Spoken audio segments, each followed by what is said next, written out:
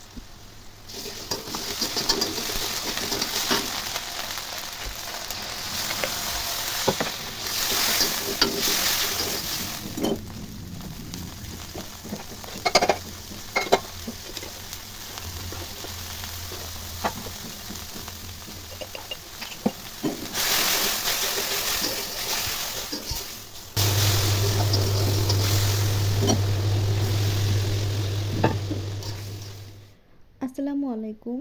কেমন আছেন সবাই? আশা করছি যে যেখান থেকে আমার আজকের ভিডিওটি দেখছেন সবাই অনেক বেশি ভালো আছেন।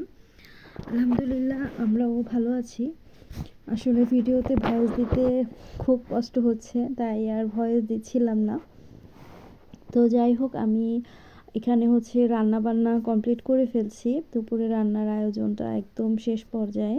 আর এখানে হচ্ছে আপনাদের ভাইয়া সেদিন মুগদার মান্ডাতে গিয়েছিল, যেখানটাতে আমরা একটা সময় ছিলাম। ওইখানটায় বসে সবজি খেয়ে যে ভালো লাগা কাজ করতো, একদম ক্ষেত থেকে তুলে আনা ফ্রেশ সবজি, সেটা কিন্তু অন্য কোথাও থেকে ঢাকায় আমি পাই না। তো সেইখান থেকে আপনাদের ভাইয়া হচ্ছে বড় সাইজের 2টা ফুলকপি নিয়ে এসেছে। তো এই ফুলকপিগুলো এখন হচ্ছে আমি ফ্রোজেন করব। কিছুটা ফ্রোজেন করব আর কিছুটা রেখে দেব খাওয়ার জন্য, 2-1 দিন যাতে আমরা খেতে পারি। আর এই তো এখানে ব্রকলি আনা হয়েছে, যেটার একটা আমি অলরেডি ভাজি করেছি, আরও একটা আছে, তো সেটাও প্রসেস করে রাখবো। আর এই যে আমার কফি টেবিলের উপরে দেখতে পাচ্ছেন কিছু বাদাম, তারপর মিষ্টি কুমড়োর বীজ, আর হচ্ছে সূর্যমুখী ফুলের বীজ, আমাকে যেগুলো ডাক্তার সাজেস্ট করেছে খাওয়ার জন্য। আর এখানে আমার বাবাই সোনাটা বসে আছে একদম পাশেই, বসে বসে টিভি দেখছিল। আমার বাবাটার চুলগুলো কিন্তু কেটে ফেলেছি, দেখতেই পাচ্ছেন। মাশাল্লাহ, চুলগুলো কেটে ফেলার পরে কিন্তু ওকে একদমই অন্যরকম লাগছিল। তো যাই হোক, ওর কিছুটা সময় ভিডিও ক্লিপস আমি নিয়েছি। আর সবাই দোয়া করবেন আমার বাবা সোনাটার জন্য।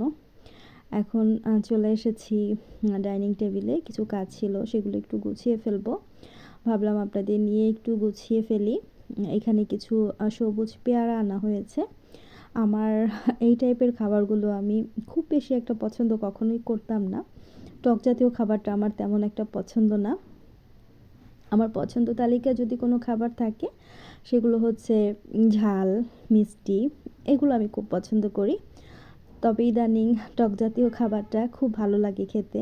বিশেষ করে টক বড়ই, তারপর হচ্ছে কাঁচা পেয়ারা। আমি তো এই পেয়ারাগুলো খেতেই পারি না, কারণ আমার দাঁত কিন্তু একটাও নেই দাঁতের জায়গায়। একদম অনেক জায়গায় গর্ত আছে, পেয়ারা খেলে পেয়ারার বিচিগুলো একদম দাঁতের মধ্যে ঢুকে যায়।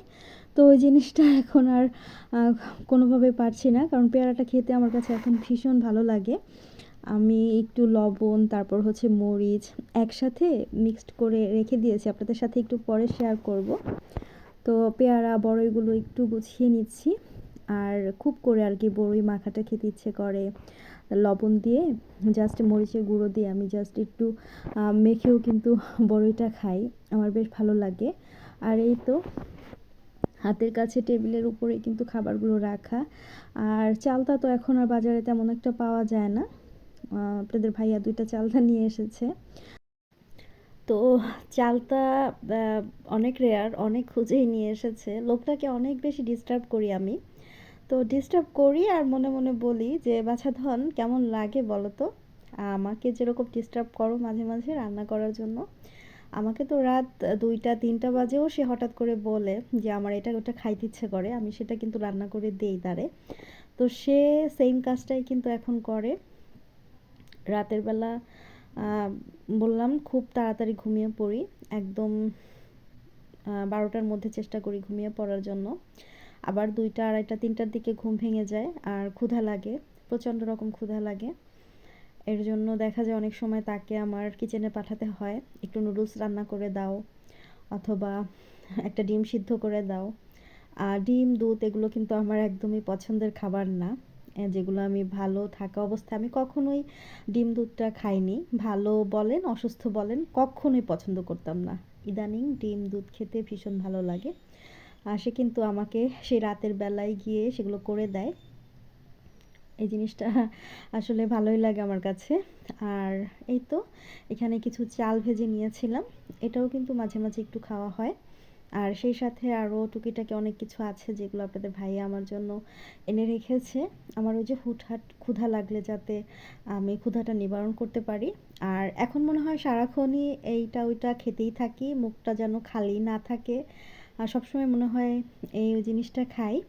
তো টুকিটাকি এইটা ওইটা খাইতেই হয়, এরকম একটা অবস্থা। যাই হোক, আমি টেবিলে সব কিছু এখন রেখে দিয়েছি। আর আপনাদের সাথে ওইভাবে করে কোনো কিছু এখন আর শেয়ারও করা হয় না। তো এই যে এখানে হচ্ছে জমজম কূপের পানি আছে জারটার মধ্যে। তো আমি বারবার পানি একসাথে মিক্সড করে করে এখানে রেখে দিই। আর টেবিলটা আগের মতো গুছিয়ে রাখার সুযোগ হয়ে ওঠে না, খুবই এলোমেলো থাকে। তো এভাবে আপনাদের সাথে জাস্ট একটু শেয়ার করছি। ঘরের অবস্থা খুবই খারাপ, সব কিছু আর শেয়ার না করলাম। টেবিলটা গুছিয়ে নিয়ে তারপর আবার কিচেনে চলে এসেছি। আর আজকে হচ্ছে ডিম রান্না করেছি। আপনারা নিশ্চয়ই দেখেছেন, অনেকে হয়তো ভাববেন যে ডিম দিয়ে সবজি দিয়ে কিভাবে রান্না করলো, কেমন লাগবে খেতে। আসলে সত্যি কথা বলতে অমৃতের মতো লেগেছে, এত বেশি মজার হবে আমি বুঝতেই পারিনি। ফুলকপি তো এখন দেখলেন যে বড় 2টা ফুলকপি আনা হয়েছে, এটা ছিল আগের। একটুখানি ফুলকপি ছিল, একটুখানি মিষ্টি কুমড়ো ছিল, আর বড় একটা বেগুনের অর্ধেকটা ছিল। তো কী দিয়ে কী রান্না করব ভাবতেই পারছিলাম না। আর ডিমটা যে শুধু ভুনা করব সেটাও করতে ইচ্ছে করছিল না, মনে হচ্ছিল একটু ঝোল ঝোল করে কিছু খেলে ভালো লাগবে। যদিও বা আমি ডাল করেছি পুঁই শাক দিয়ে। তো তরকারিটা আসলে শুকনো খেতে ইচ্ছে করছিল না। পরে ভাবলাম যে যাই হোক একসাথে করে রান্না করে ফেলি। আর বিশ্বাস করেন এই তরকারিটা যে এত মজা হবে আমি আসলে ভাবতেই পারিনি, খুবই মজার হয়েছিল। আর কিভাবে রান্নাটা করেছি প্রসেসটা তো আপনারা দেখলেনই। সব কিছু সবজিগুলো আর কি গোটা গোটা করে কেটে আমি প্রথমে একটু ভেজে নিয়েছিলাম, ডিমটাও কিন্তু সেদ্ধ করে ভেজে নিয়েছিলাম। তো সমস্ত খাবার রেডি। এখানে ব্রকলি ভাজি করেছি ডিম দিয়ে, চমৎকার একটা রেসিপি। আমি কুকিং চ্যানেলে শেয়ার করেছি, আপনারা চাইলে ভিজিট করতে পারেন। পুঁই শাকের ডাল, প্রত্যেকটা আইটেমই আসলে অনেক বেশি মজার হয়েছিল। আর আমার এখনও ভয়েস দিতে খুব কষ্ট হচ্ছে, আমি শুয়ে শুয়ে ভয়েস দিচ্ছি। জানি না কেমন লাগছে, খারাপ লাগলে অবশ্যই ইগনোর করবেন। আমার জন্য আমি প্লেট সাজিয়ে নিয়েছি, আর খেতে খেতে আপনাদের কাছ থেকে বিদায় নিয়ে নিচ্ছি। ভালো থাকবেন সবাই। আল্লাহ হাফিজ। আসসালামু আলাইকুম।